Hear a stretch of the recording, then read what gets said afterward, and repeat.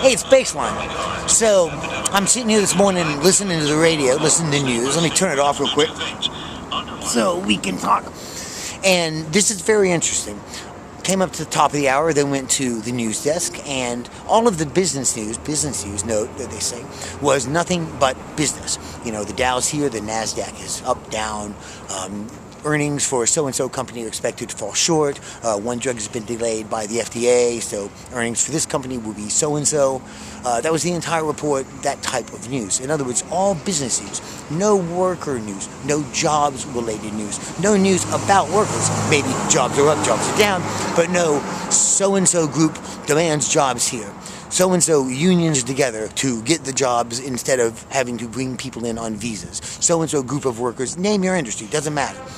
If you think back to, say, the movement of unions and auto workers in nursing, medical, all the swells of, organized labor around any type of trade or industry, when they began, in the mid-1900s, sounds so old now, that was big news. This was huge news. Strikes, people surrounding companies, demanding jobs, demanding raises, upwardly mobile. We want up, up, up, up, up. Okay? You don't see that anymore. I'm telling you, if we see strikes, we see things, again, that affect the business owner's bottom line, but really have nothing to do with the welfare of the worker anymore. You don't see the news of 10,000 people that are qualified computer engineers surrounding the campuses of Google demanding a job. Not demanding a pay raise or scale or any rate, demanding a job. Give us a job or we're not moving. They'd have to fold. They'd have to concede. The don't be evil company, Google, would have to hand some jobs out, a lot of them. These people would be lower paid than anyone you'd import with a visa, so Google would save money. All the logic that comes home to roost with United States labor markets would make sense. Yeah, get them here, don't get them abroad, and we don't see that. Why? Because people don't want to work. This is the typical baseline attitude, which is, again, why it is part of our new economy. Think about it. If you've got a job, you want to strike for, we want more wages, we deserve it, and they do.